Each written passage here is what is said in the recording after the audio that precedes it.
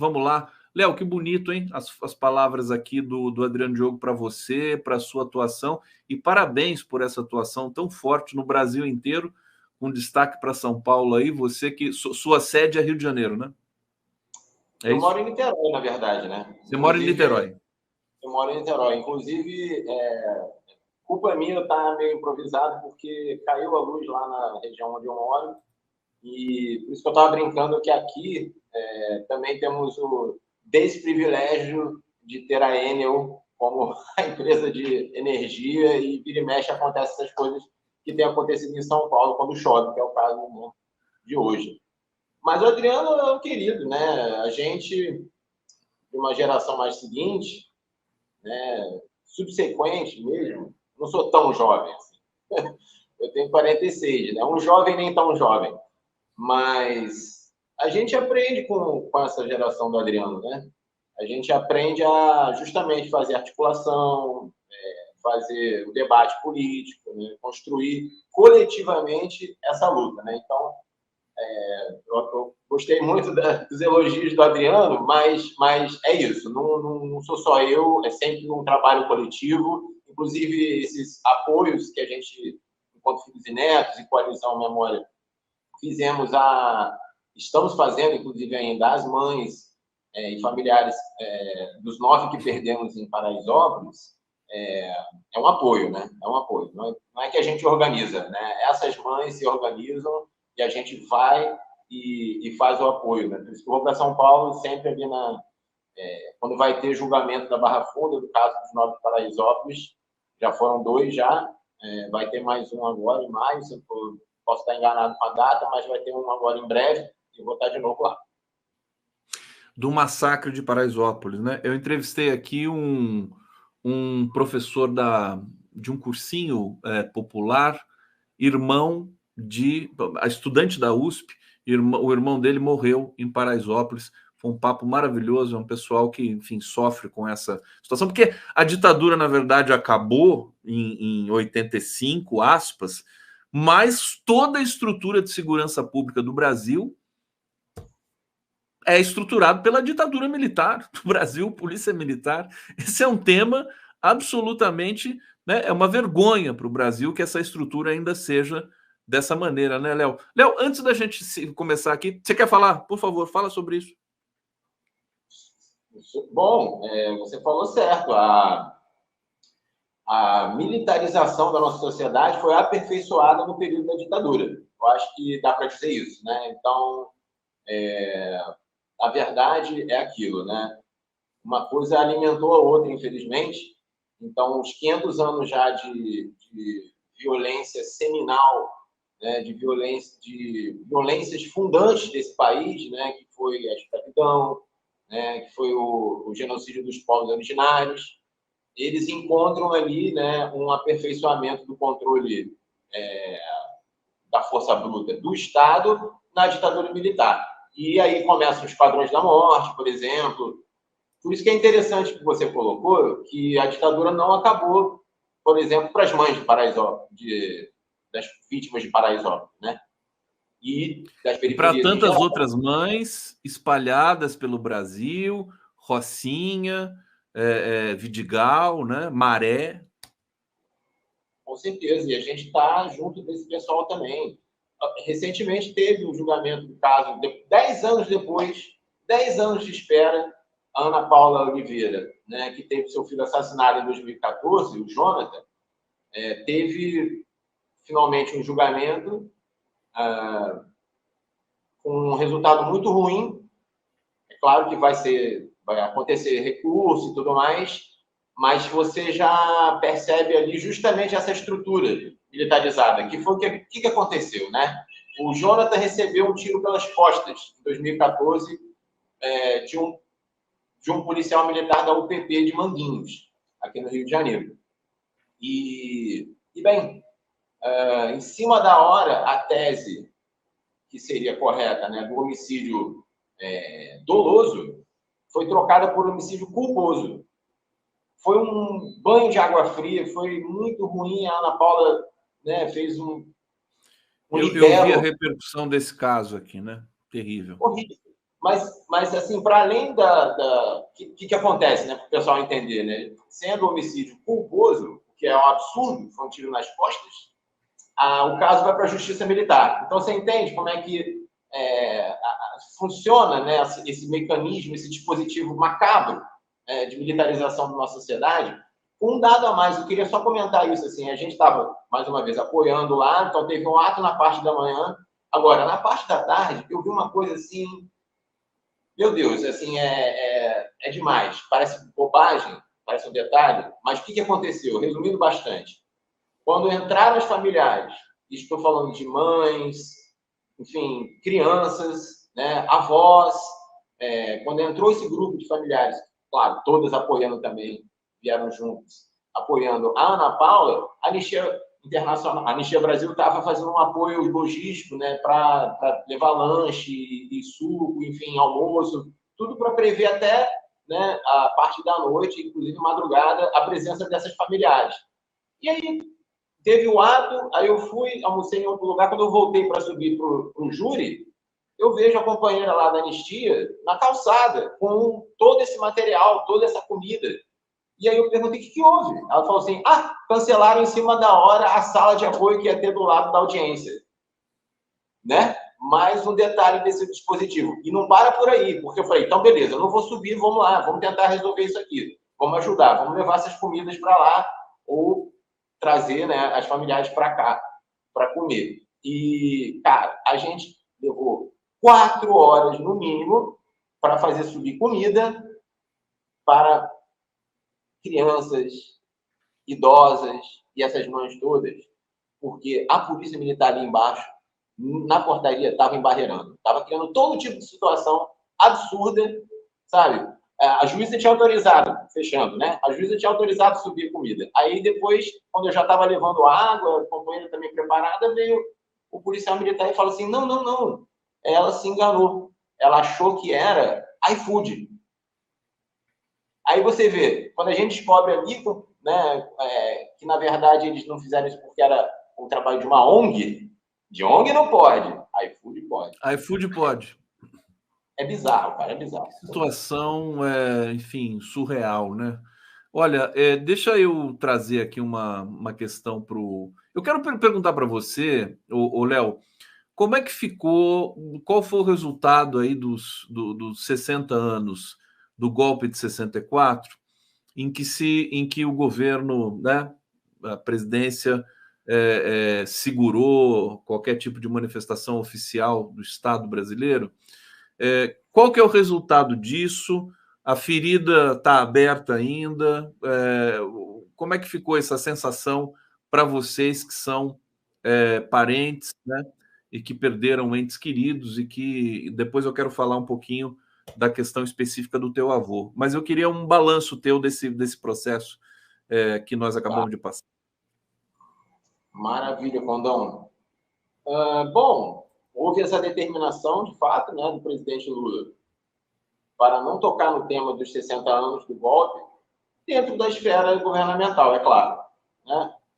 Só que nós somos sociedade civil, então não somos, né, subordinados ao governo, a gente gosta e quer fazer parceria com o governo, com o Ministério de Direitos Humanos, né, que, diga-se de passagem, né, o Ministério de Direitos Humanos tem sido, sim, né, um grande apoiador da nossa luta. O que aconteceu foi essa determinação do presidente Lula. Mas, assim, eu já falei um bocado, a gente esteve em Brasília agora, eu e o Lucas Pedretti, né, somos da executiva da Coalizão Memória, em alguns eventos importantes, né, no entorno dessa data, do 1º de abril. E, assim, eu já tive essa oportunidade de falar em entrevistas, inclusive na Câmara, de como que os familiares se sentiram traídos. Traídos é a palavra, não tem muito o que dizer. Né, a gente apoia as candidaturas do presidente Lula desde sempre, né? Essa luta está aí completando 60 anos, então não ia ser agora que a sociedade civil ia deixar de se movimentar, né? E se movimentou belíssimamente, com todos os com todos os percalços e limitações, é claro, porque a gente não tem um aparato do Estado, né? Mas nesse momento a coalizão Memória foi muito importante para É que dá uma divulgar. impressão, desculpa te interromper, Léo, fica uma impressão, porque eu acompanhei todo esse processo, inclusive a gente fez aqui uma semana especial da ditadura nunca mais, enfim, com figuras que estão, né, intrincadas também nesse processo, fica parecendo quase uma coisa marginal, né? Se o governo sai fora dessa memória, né? Fica parecendo que, né, você é uma falta de respeito. Agora eu pude perceber isso. Antes eu até estava ali, eu vi o comunicado de vocês. Alguns que tiveram aqui, que têm parentes também, que desaparecidos, falaram até que entendiam por que o presidente Lula está fazendo isso, pela situação delicada institucional do país ainda nesse momento. Mas agora, um mês depois, né, basicamente, a gente pode calcular os danos realmente que foi isso aí. Eu senti também, e já passo para você, que a sociedade civil acordou mais para essa questão em função do bloqueio que foi feito ali para o governo não comentar isso, né? Quer dizer, a censura nunca é boa, né? De jeito nenhum. Achei que foi até mais forte. Mas, enfim, devolvo para você seguir nesse balanço teu aí. Claro, claro. É difícil medir, né, fazer um exercício hipotético de, digamos, você falou que a sociedade se movimentou, né? A sociedade civil, de fato, se movimentou para realizar uma série de eventos como eu estava falando, a coalizão, que é uma articulação nacional dessas organizações, mais de 170 organizações por memória, verdade e justiça no Brasil, foi ajudar a divulgar, né? Construímos uma agenda nacional para mostrar o montante de eventos realizados, que evidentemente não foram todos que a gente conseguiu captar, o que é bom. Então, a gente conseguiu capturar 113 eventos só na semana ali do entorno. Né? 7 dias ali do entorno no dia 1º. Essa agenda prossegue. Então, ela já tem mais de 200 eventos agendados aí. Até tem um lá que está agendado para setembro, na Cracóvia, amigo. Na Cracóvia, Berlim, coletivo de Aparecidos Políticos. Aparecidos Políticos. É muito bom esse nome. Lá do Ceará, está realizando lá uma atividade estético-política, né? Que eles trabalham muito com artes visuais, com intervenção urbana. Então, vai acontecer em Berlim, Cracóvia e um outro local lá que eu não me lembro, algo nesse sentido. Que tem um pouco a ver até com o que o Adriano falou, que eu achei curioso, assim, de artistas, né? Uma série de outros setores da sociedade estarem a fim de levar essa luta adiante, né? Então, está aí um exemplo, né? O coletivo Aparecidos Políticos, que é formado... Tem o Alexandre Mourão, que ele é parente também, mas a maioria são pessoas muito mais jovens que eu e o Alexandre Mourão, o que é ótimo, né, cara? Mas é isso, fica difícil fazer um exercício hipotético e imaginar que, bom, digamos que Lula não fizesse essas declarações, não determinasse uma espécie de silêncio, e imaginar que assim teria menos mobilização da sociedade civil. Não sei. Acho que eu tendo a achar... Foi uma movimentação ali de milindres, né, com forças armadas e tudo mais, que eu acho que é péssimo para a história brasileira, para a própria identidade de um governo como esse. Por isso que não é à toa, e nós estamos acompanhando aqui, das dificuldades que o governo tem passado para aprovar matérias e para negociar as questões ali no Congresso Nacional. Eu quero trazer para você agora, queria que você falasse um pouco do teu avô, do Mário Alves, porque o Adriano falou aqui rapidamente dele, e eu não sabia que ele tinha sido dessa violência toda. O corpo dele é desaparecido, o Léo? Como é que é a história do teu avô? Fala rapidamente para a gente aqui. É isso. O Mário Alves é desaparecido político até hoje. Foi visto pela última vez por pessoas que estavam na cela, companheiros que estavam na cela ao lado. que acompanharam toda a sessão de tortura, e é isso, né? Como o Adriano mencionou, ele sofreu todo o rol de torturas inomináveis, mas vamos nominar, né? Isso está na Comissão da Verdade, esse relato? Ele é um dos desaparecidos reconhecidos pela Comissão da Verdade, sim, e pela Comissão Especial sobre Mortos Desaparecidos muito antes, né, em 1995, quando ela é instituída por lei, 9.140.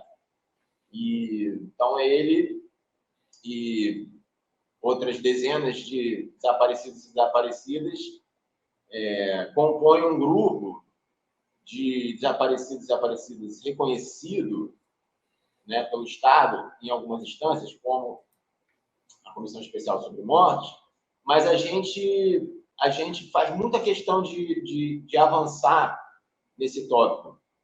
Em que sentido? Né? Ampliar o entendimento de quem foi vítima da ditadura naquela época. Está muito restrito ainda. Está muito restrito aos Mário Alves, né, que eram militantes organizados, enfim,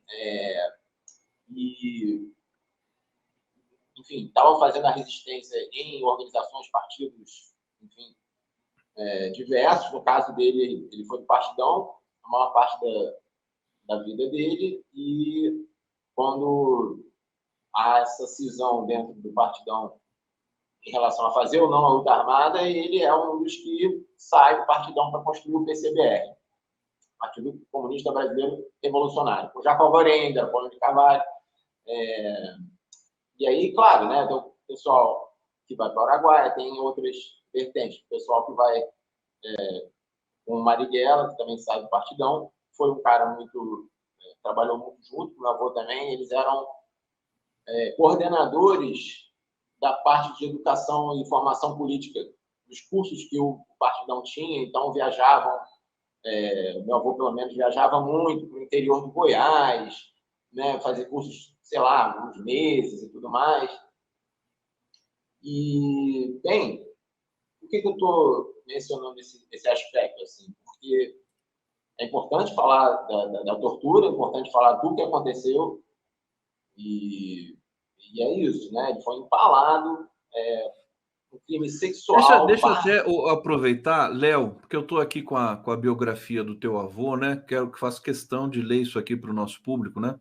No dia 16 de janeiro de 1970, aos 46 anos, Mário Alves desapareceu depois de sair de sua casa no bairro da Abolição, subúrbio carioca. Foi preso pelo DOI-CODE, levado ao quartel da Polícia do Exército, na rua Barão de Mesquita, na Tijuca, um dos centros de tortura da ditadura. Foi espancado barbaramente de noite, empalado com um cacetete dentado, corpo todo esfolado por escova de arame, por se recusar a prestar informações exigidas pelos torturadores do Primeiro Exército e do DOPS, como denunciou sua companheira Dilma. Alguns presos políticos que ali estavam, entre eles Antônio Carlos Carvalho, Tonico, René Carvalho e Raimundo Teixeira Mendes, presenciaram sua agonia e denunciaram, ainda na ditadura, as condições de sua morte, desmentindo versões oficiais que negavam o ocorrido. Quer dizer, é uma história bárbara, realmente, a do teu avô. E aí, você me passou também, meu querido Léo, um manifesto aqui, que é o Falar sobre 64, não é remoer o passado, é discutir o futuro. E tem um trecho que vocês falam que é a Coalizão Brasil, Memória, Verdade, Justiça, Reparação e Democracia, que você coordena, né? Salvo engano, você me corrija aqui se eu estiver enganado. É isso? Você é coordenador? Eu faço parte da executiva, não sou só eu. Você faz parte da executiva. Perfeito, perfeito. É um dos coordenadores. Como os movimentos sociais aqui, que não tem um centro, né, de comandos, tem, na verdade, um colegiado.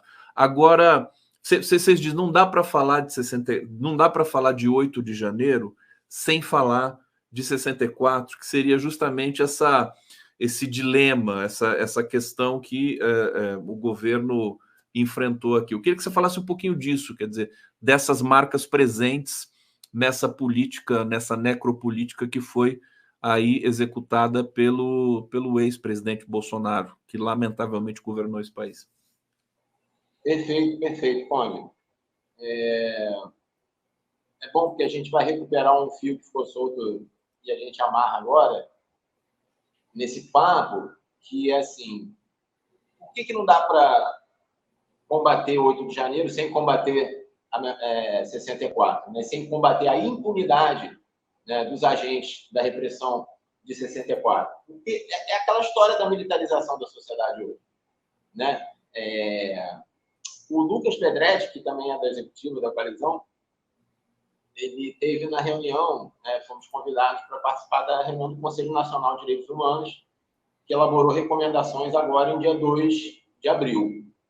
E ele falou uma coisa muito importante nessa sessão, que é justamente o entendimento de quem foi vítima da ditadura. Também tem isso, né? A gente está lutando para reinstalar a Comissão Especial sobre Mortes, só para usar o exemplo da Comissão Especial sobre Mortes, e como é que ela pode ajudar nesse tópico, né?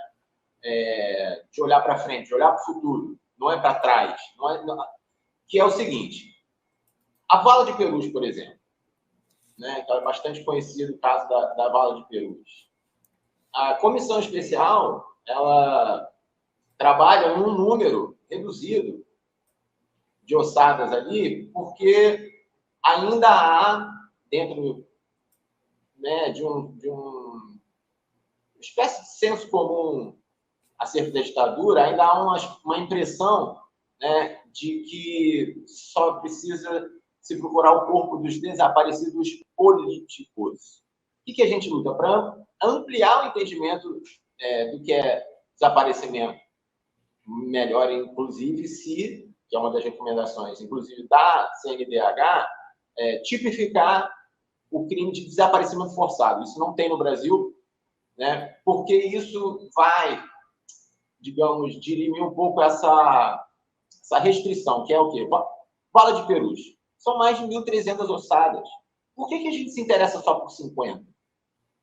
Né? Então, o Lucas falou uma coisa que ele colocou com palavras assim, muito interessantes, que é assim: por que a gente distingue esses corpos? O que nos faz distinguir? Quer dizer, se o Esquadrão da Morte, né, foi responsável por tantas outras ossadas que estão lá além das 50, né? Então, essas ossadas são um testemunho material da ação da polícia, por exemplo, nas periferias de São Paulo, durante a ditadura militar. E aí a gente questiona, né? Como que não é um desaparecimento ou uma morte política, as que aconteciam, elaboradas pelo Esquadrão da Morte, pela Rota? Como que não é? É claro que é. Né? É justamente a Polícia Militar hoje, a forma que vem atuando, ela coroa um projeto da ditadura. É um projeto de sociedade controlada, militarizada, né? Que vai, obviamente, manter e ajudar a manter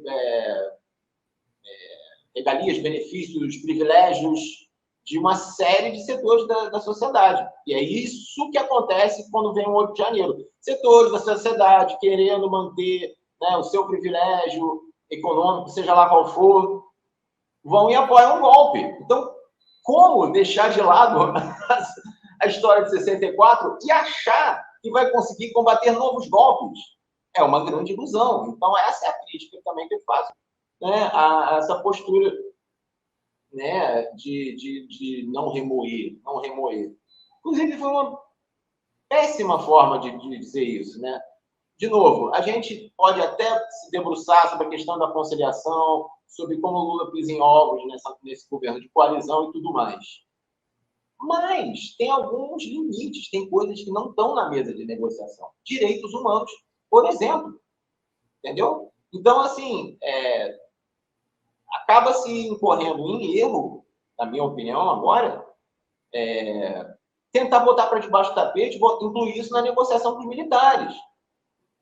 Sabe? Porque vai voltar, vai manter o ovo da serpente ali, sabe? E é isso, né? Ô, Léo, vamos seguir aqui. Tem muita coisa ainda para a gente conversar. Nós temos 10 minutos, mas acho que vai dar para falar de várias coisas. Eu quero trazer o comentário aqui do Paulo César, alguns comentários sobre o nosso papo. Deixa eu aumentar aqui esse box. Construir o Brasil só com nossa participação, que se dá com reuniões nos bairros nos terrenos, nas ruas, nas casas de militantes.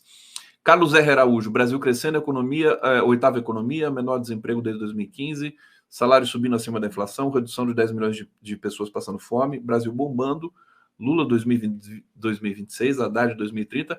Realmente nós temos muitas coisas para comemorar, sem dúvida nenhuma. E estamos atentos também a essa eterna instabilidade política que ainda viceja pelo horizonte por aqui. Norma Serra, tem uma rua com o nome de Mário Alves, mas ninguém sabe quem foi. Precisamos trazer a memória dos nossos heróis contra a ditadura. Tem ruas com o nome do teu avô pelo Brasil? Você conhece, sabe delas, meu querido Léo?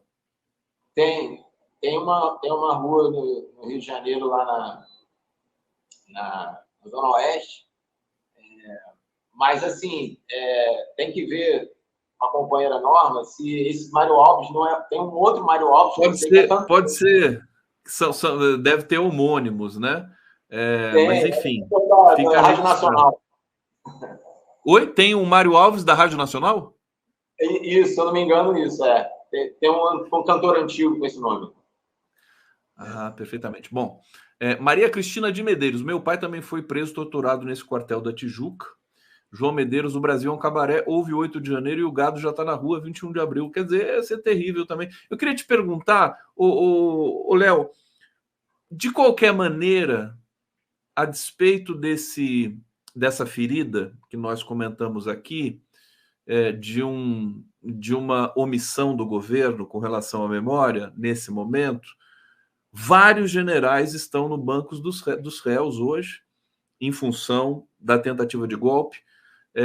Eu queria saber como é que você se sente, né, vendo isso acontecer no Brasil de hoje. A gente, a princípio, pode comemorar, né, que isso está acontecendo, que eles... esse movimento também por anistia, que o próprio Congresso de extrema-direita brasileiro, né, a ala mais bolsonarista, quer desenvolver ali na discussão parlamentar. Uma breve reflexão sobre esse tema para a gente, por favor. Não, é inegável que é um grande avanço. É um grande avanço poder julgar militares, coisa inédita, de fato, né? Mas, de toda forma, isso nem é uma ação governamental, né? Vamos combinar que isso aí está no âmbito do judiciário, tá certo? Então, não impede da gente fazer a crítica e cobrar a memória e a justiça, né? Especialmente, né? Porque, como eu falei, somos sociedade civil. Eu acho, inclusive, que as pessoas têm que entender que isso não é fazer oposição. Isso é fazer dialética, né? Na verdade, o Lula pediu para os movimentos sociais cobrarem ele. Então, né, só para o pessoal entender que isso aqui trata-se de um direito humano, né? Trata-se do direito de reaver o corpo do seu ente querido. Minha mãe não pode esperar. Minha mãe tem 76 anos, está viva. Né? Tem toda uma geração que está viva. Clarice Herzog está viva, foi anistiada agora também no dia 3 de abril. Eu estive naquela sessão da Comissão de Anistia, que foi muito emocionante, e o Ivo Herzog, filho, estava ali muito emocionado. Ela não pôde ir, porque ela está, né, com questões de saúde, está bastante idosa, né? Mas o companheiro Ivo se emocionou muito, porque não passou. Então, era só isso que eu ia concluir, né? A gente tem um dever histórico de continuar cobrando.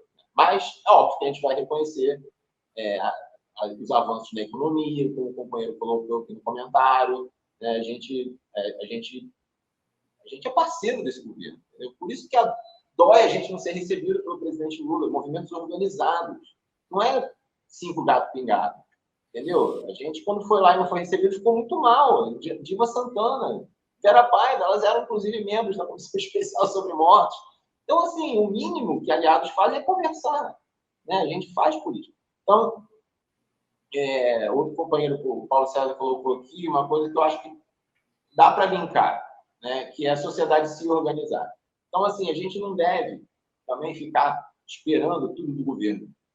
A gente lutou para ele estar lá, vai seguir lutando. Agora, a sociedade civil, as classes têm que se organizar. Daí o exemplo da questão dos aplicativos, né? Um exemplo um pouco ruim, na verdade, porque eles não estão, no fundo, organizados, né? 90%, eu acho, que não gostou da proposta, né, de regulamentação, porque desconhece e fica no universo das fake news da extrema-direita. Está alimentado por aquilo. Então, a gente tem que apresentar o nosso. A sociedade civil tem que correr atrás de apresentar o nosso. Isso é, correr atrás de formação política. Puxa vida, eu aproveitei dos trabalhos de formação política do PT nos anos 90, quando eu tinha 16 anos. Eu sou formado nisso também, né? E sinto falta. Agora, é claro, tem exemplos maravilhosos, como a MST. O MST faz um trabalho de formação política na prática, diário. O MST é fantástico, inclusive nessa produção de consciência política no Brasil, né? Talvez é o movimento mais importante que a gente tem nesse sentido. Léo, estamos chegando no final aqui. Como é que está a questão da Comissão Nacional da Verdade? Ela precisa ser reaberta. Como é que estão os movimentos de vocês, o diálogo com o Ministério dos Direitos Humanos? Conta um pouquinho para a gente encerrar aqui. Eu acho que você se refere à Comissão Especial sobre Mortes e Desaparecidos Políticos? Isso, a Comissão de Mortes e Desaparecidos. Desculpa, eu falei Comissão da Verdade, né? Comissão de Mortes e Desaparecidos. Diga-se de passagem, vai ser muito importante comissões nacionais da verdade, como exemplo, por exemplo, uma Comissão Nacional Indígena da Verdade, que é outra recomendação que a gente gosta de fazer sempre. Mas a Comissão Especial sobre Mortes, o status é o mesmo. Está, assim, a Casa Civil dizendo que vai reinstalar no momento oportuno, e aí, desde o ano passado, mandou para o Ministério da Aval, no caso, devolveu para o Ministério dos Direitos Humanos, para mandar para a Defesa, para mandar para o Ministério da Justiça, recebeu o aval positivo desses dois ministérios, inclusive o Ministério da Defesa, gente. Bom, e a gente vem cobrando, e aí a última, mais recente, é isso, mandou de novo para o Ministério, sabe? Porque parece, né? Você falou o Múcio, né, que não seja uma referência, mas ele tinha concordado, né, com a reabertura né, e a coisa não andou. Quer dizer, o que falta mais? Ele fez ressalva, na verdade. Ele fez ressalva? Imagina, a gente fez uma live dia 25 contigo, né, cara? Dia 25 de outubro, que era promessa de reinstalação. Mas, assim, foi uma promessa dos ministros, né? Acabou que eles não tiveram força para fazer isso. A verdade é essa, entendeu? Então, é para a gente se preocupar, sim, com esse status de tutela militar, porque, voltando, né, no dia 25, se eu não me engano, eu acho que no dia seguinte, Múcio devolve, então, né, o Ministério da Defesa devolve o decreto, que está prontinho para Lula assinar, com o aval positivo, mas, ao mesmo tempo, ele diz, mas a caserna fica preocupada, né, tem desconforto e tal. Então, ele, na verdade, deu uma senha ali, né? Nem foi uma senha, quase direto, né, o que ele quis dizer, assim, a gente dá o aval, mas não reinstala não, tá? Então, isso é muito, muito preocupante, porque ele é, inclusive, um ministro civil, ele devia estar, bom, né, ao se ver, ele é um ministro civil mais militar do que qualquer coisa, ele é a voz dos militares, né? E assim, gente, as Forças Armadas são um poder burocrático, não é um poder político, tem suas funções estabelecidas pela Constituição, entendeu? Então não compete ao Ministério da Defesa dar aval sequer, não devia nem ser escutado para restabelecer uma comissão que já é uma lei, né? Então, assim, está nesse status. Então, com perdão da palavra, mas é isso aí mesmo, né? A Casa Civil, né, provavelmente está enrolando a gente, está enrolando o familiar. Está enrolando. Então, a gente faz o apelo aqui, sempre aproveitando, né, para fazer esse alerta, esse apelo, quer dizer, vamos jogar de maneira transparente com essa questão, ter respeito pelos familiares dos mortos e desaparecidos. Essa pressão continua, né? Não termina até abrirem a comissão, né, Léo? Esse ano de 2024. Oi? Mais do que isso, a pressão vai continuar até a gente encontrar o último corpo. Se não encontrar, porque é uma possibilidade também, mas o Estado, igual o ministro Silvio também disse no ano passado, o Estado tem a obrigação de procurar, pelo menos. Nem que, né, se conclua que não foi achado, mas tem outras atividades, né, que a a Comissão Especial sobre Morte faz, que é restituir estado de óbito. Quer dizer, tem uma série de coisas importantes. Então, essa luta não vai parar. Lulão, atenção, Lulão. Vamos reinstalar, por favor, a Comissão Especial sobre Mortos Desaparecidos, Lulão. É isso aí. Querido Léo, obrigado pela sua luta, pelo seu trabalho como artista também, que a gente sabe que é algo muito, enfim, intenso que você produz aí. Eu quero agradecer a todo mundo que acompanhou aqui o 11 News. Obrigado pelo carinho, pela presença. Não esqueça do like. Continue com a nossa programação. Eu volto às 17 horas com o Fernando Horta e amanhã eu estou aqui de novo com vocês a partir das 11 da manhã. Léo, super beijo para você, querido. Obrigado. Obrigado, Condão. Obrigado a todos, todas e todos que nos assistiram também. Vamos, seguir alegres e combativos, tá, galera?